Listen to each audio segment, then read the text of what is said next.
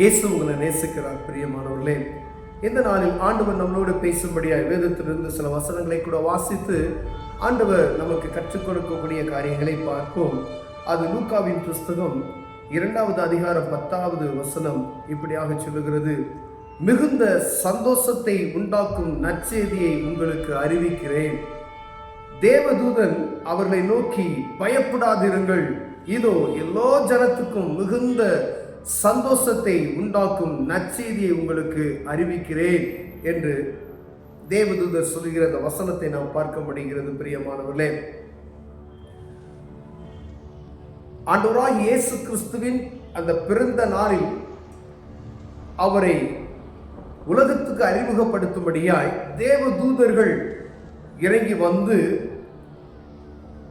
ஆடு மேய்க்கிற மந்தை மேய்க்கிறவர்களின் மத்தியில அவர்களுக்குள் தரிசனமாகி அவர்களுக்குள் ஒரு மிகுந்த சந்தோஷத்தை உண்டாக்கும் நற்செய்தியை நான் உங்களுக்கு அறிவிக்கிறேன் அப்படின்னு சொல்லி கிறிஸ்து பிறப்பின் அந்த நாளை அந்த நாளிகையும் அவருக்கு சொல்லிவிட்டு இங்கு பிறந்திருக்கிறார் என்று அவருக்கு அறிமுகப்படுத்திவிட்டு கீழே இருக்க வசன வாஸ்தவம்னு பார்த்தீங்கன்னா, தேவதூதர்கள் அவர்களை விட்டு பரலோகத்துக்கு போன பின்பு மெய்ப்பர்கள் ஒருவரை ஒருவர் நோக்கி, நாம் பெத்லகேம் ஊருக்கு போய் நடந்ததாக கர்த்தரால் நமக்கு அறிவிக்கப்பட்ட இந்த காரியத்தை பார்ப்போம் வாருங்கள் என்று சொல்லி ஒரு செய்தியை தேவதூதன் மூலமாக கேட்கப்படுகிறது.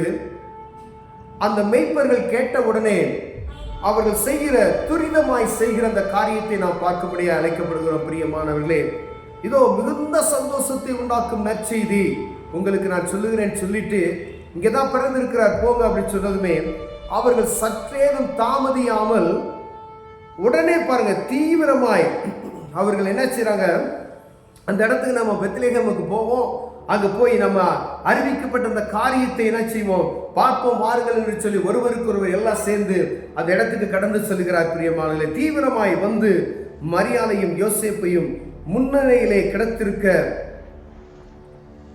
கிடத்திருக்கிற பிள்ளையையும் கண்டார்கள். கண்டு அந்த பிள்ளையை குறித்து தங்களுக்கு சொல்லப்பட்ட சங்கதிகளை பிரசித்தம் பண்ணினார்கள் என்று வேதம் சொல்லுகிறது. பிரியமானவர்களே, தேவதூதனால் அறிவிக்கப்பட்ட அந்த அறிவிப்பு அவர்களுக்கு வந்தவுடனே அது உண்மையா என்பதை அவர்கள் ஆராய்ந்து பார்த்து அந்த இடத்துக்கு கடந்து சென்று கிறிஸ்து என்னும் இரட்சகர் பெத்லகேமில் பிறந்திருக்கிறார் என்ற காட்சியை பார்க்கிறார்கள்.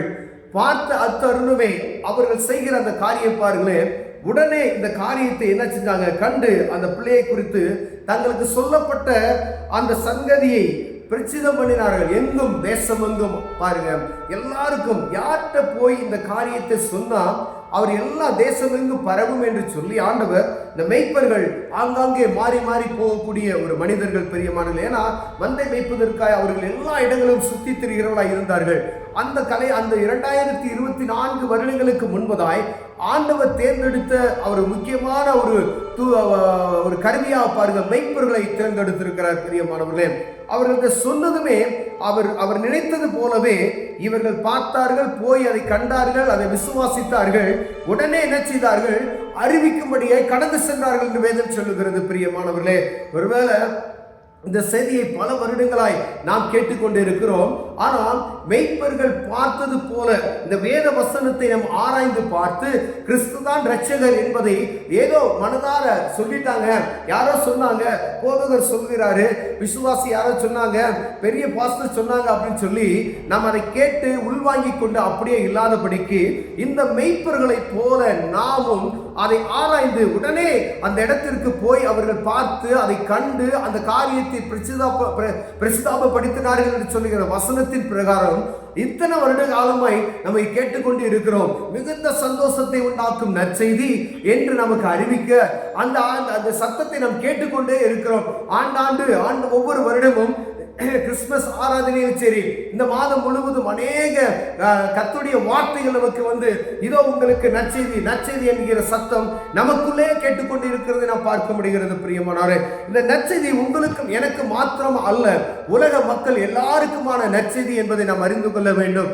ஆண்டவர் விரும்புகிற காரியம் என்னவென்றால், இந்த நற்செய்தி உங்களுக்கு சொல்லப்பட்டது நோக்கம் என்ன, எனக்கு சொல்லப்பட்ட நோக்கம் என்னவென்றால், இந்த நற்செய்தியை கேட்டு யார் அப்பியாசப்படுத்தி அதை ஆராய்ந்து கிறிஸ்து மெய்யாகவே அவர் கர்த்தருடைய பிள்ளை என்று சொல்லி மனிதனுக்காக அவர் வந்தார் என்பதை நாம் அறிந்த பின்பு உடனே அதை என்ன செய்யணுமா, பிறருக்கு அறிவிக்க வேண்டும் என்கிறதாய் சொல்லப்படுகிறது. பிரியமானவர்களே, இந்த மெய்ப்பர்களுக்குள்ள காணப்பட்ட அந்த குண அதிசயம் நமக்குள்ள இருக்கிறதா, அந்த குணநலங்கள் நமக்குள்ள இருக்கிறதா?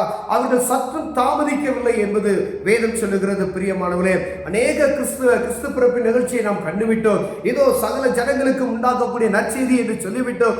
சந்தோஷத்தை உண்டாக்கும் நற்செய்தி என்று நாம் சொல்லிவிட்டோம். பிரியமானவர்களே, இந்த நற்செய்தியை உள்வாங்கினவர்களாய், அதை அந்த விசுவாசத்தோடு அதை ஏற்றுக்கொண்டவர்களாய் பிறருக்கு அறிவிக்க எத்தனை பேர் புறப்பட்டு சென்று இருக்கிறோம்? ஐயா, நம்ம வீட்டில் இருக்கிறவங்களுக்கு நம்ம சொல்லுகிறோமா? இனத்தாருக்கு சொல்லுகிறோமா? நம்ம மக்களுக்கு சொல்லுகிறோமா? நம்ம தேசத்தாருக்கு சொல்லுகிறோமா? நம்மகிட்ட பணிபுரிகிறவர்களுக்கு சொல்லுகிறோமா?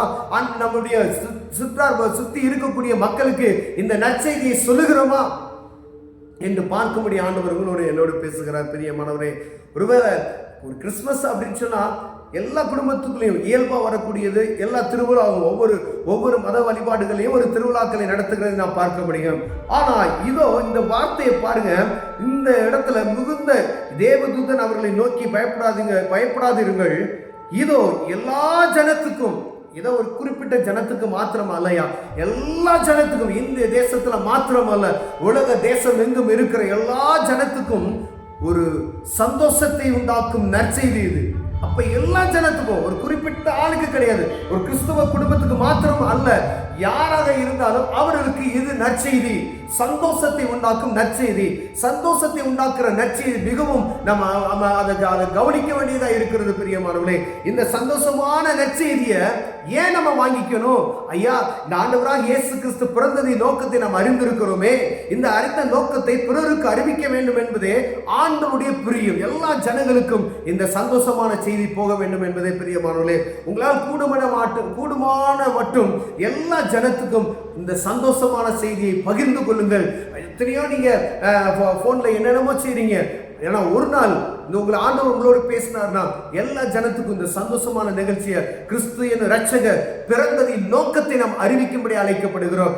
அவர் எதற்காக பிறந்தார் என்றால் மனிதனுடைய பாவத்தை மன்னித்து உயிர் மீட்சி கொடுக்கும்படியாகவே, அவனை புதிய மனிதனை மாற்றும்படியாகவே இந்த பூலோகத்துக்கு வந்தார் என்கிற இந்த உலகம் எங்கும் இருக்கிற ஜனங்களுக்கு ஒரு நற்செய்தி என்பதை அறிந்து அதன்படி நம்ம செய்வோமையானால் கர்த்தர் இந்த கிறிஸ்துமஸை நமக்கு வித்தியாசமாய் நடத்தி கொடுப்பார். பிரியமானவர்களே, இந்த கிறிஸ்துமஸ் உடைய ஒரு நமக்கு கொடுக்கப்பட்ட ஒரு வித்தியாசமான யாருக்காவது கூடுமான மாட்டோம், உங்களால எத்தனை பேருக்கு சொல்ல முடியுமோ இந்த நற்செய்தியை, சந்தோஷமான நற்செய்தியை யாருக்காக அறிவிங்கள். கண்களை மூடுவோம், ஜெபம் செய்வோம். அன்பின் தகப்பனே, ஆண்டவரே, தேவதூதருக்கு நீ அறிவித்தீர். ஆண்டவரே, எங்களுக்கு அநேக தூதர்கள் மூலமாய், ஊழியர்கள் மூலமாய் எங்களுக்கு அறிவித்துக் கொண்டே இருக்கிற ஐயா. ஆண்டவரே, ஒரு நாள் அவங்க கேட்டாங்க, அதை போய் அப்படியே ஜனங்களுக்கு பிரஸ்தாபப்படுத்தினார்கள் ஐயா. ஆண்டாண்டு காலமாய் நாங்கள் கேட்டுக்கொண்டு இருக்கிறோம், யாருக்கு சொல்லுவதற்கு எங்களுக்கு ஆண்டவரே மனம் இல்லை. ஆண்டவரே, நாங்கள் இந்த நாளில் விசுவாசிக்கிறோம், மற்றவர்களுக்கு அறிவிக்க எங்களுக்கு கிருபை பாராட்டுங்க. இயேசுவின் நாமத்தில் பிதாவே, ஆமென்.